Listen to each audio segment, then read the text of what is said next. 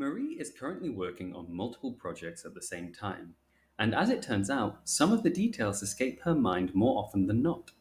Christine, her line manager, suggests using a project management tool on a systematic basis. It is important to tackle the time management of operations and ensure everything runs as smoothly as possible.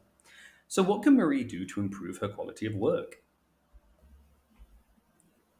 In this session, you will learn to employ and manipulate digital tools for teamwork, planning, and scheduling, analyze and develop strategies to use online project management tools to improve work processes, plan, evaluate, and revise strategies accordingly to avoid downsides of limitations shown by software that can negatively affect motivation and productivity.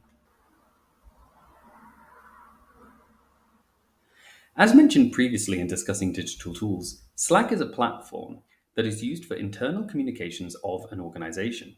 On Slack, you can create channels for each project to keep everyone informed on what needs to be done and when it needs to be done.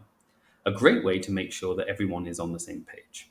When new members join the team, they can catch up with all channels created for different topics, since Slack allows users to see all the conversations and messages in one place.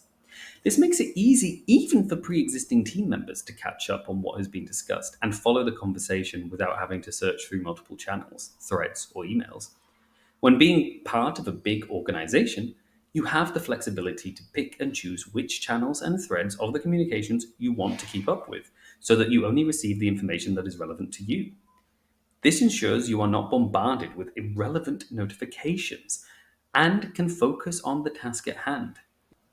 It is important to mention that platforms such as Slack are not free to use, but have definitely proven to be worthy of their investment.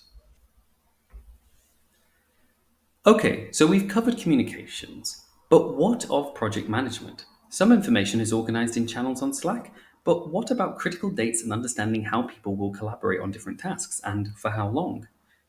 What can Marie use to help her team time manage? Here is where project management software comes in.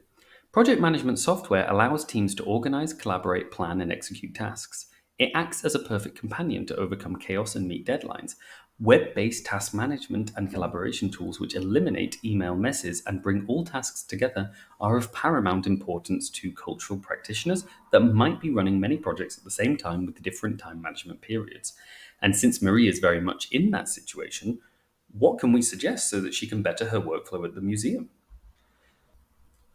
The most effective and thorough tools are ones such as Asana, Trello, and Monday.com. All three are unique in their approach, but also effective in straightening out the chaos of project management. After speaking to the financial representative of the museum, Marie got the green light to pick the project management software of her choosing, and even though it's not the cheapest, Monday.com seems like the one which is easiest to read and get support for. Let's take a look at this particular tool. Monday.com offers a thorough set of project management tools to help groups of professionals track and execute their projects. It is equally as easy to use as Trello, and it essentially is used to create project plans, set deadlines, assign tasks and resources, and track progress. Some of the perks of Monday include its interface design, that it has a 24/7 live customer support service and the exhaustive library of webinars to help users understand the features. Assigning roles and tasks on Monday is really easy, and switching views from timelines to Gantt charts is also easy, and seems effortless to read them differently. So kudos for the great user interface design by their team. Monday is only free for 2 users and then charges up per month per person or seat.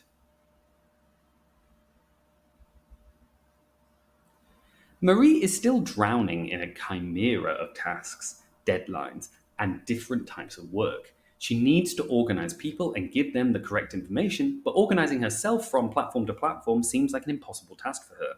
So Marie needs to organize the teams that are working on the museum campaigns, which are the social media and design team. She needs to organize the curatorial team with the researchers and the production team, and the educational programming team with the secondary school outreach coordinators. In order to organize these different tasks, Marie is going to need to connect teams to each other. She can do so on Monday.com by clicking on her profile picture and selecting teams. There she will be able to see all the existing team members on her account and add new team members.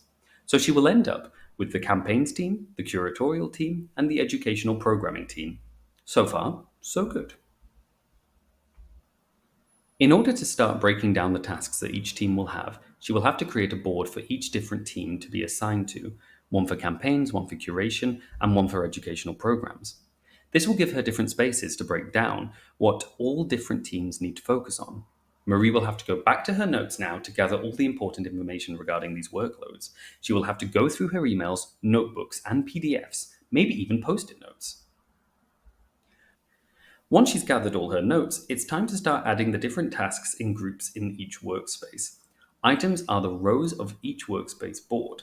Each item is a task. Marie will start by adding a general task that will hold many subtasks under it.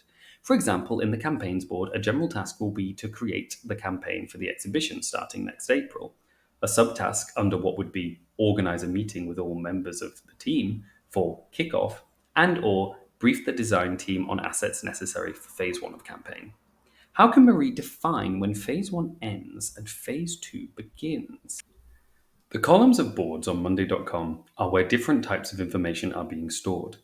It is up to each team to decide how to organize, as columns are the main building blocks of boards which allow to display and to customize the data from workflows in any way that you wish.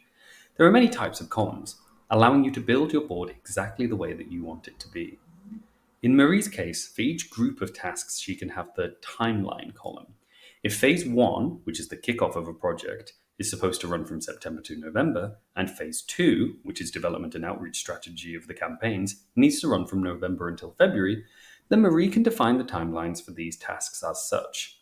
And when her team changes their view from the table to the Gantt view, the different phases of the team's workflow will be fully distinguishable.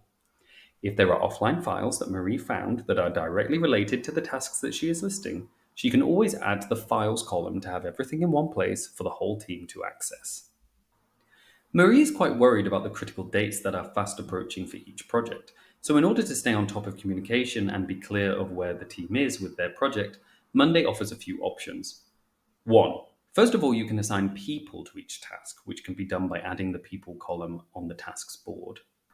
2. Another column that can be added is the status column, where the project manager or the specific person responsible for each task can go in and indicate how the project is progressing.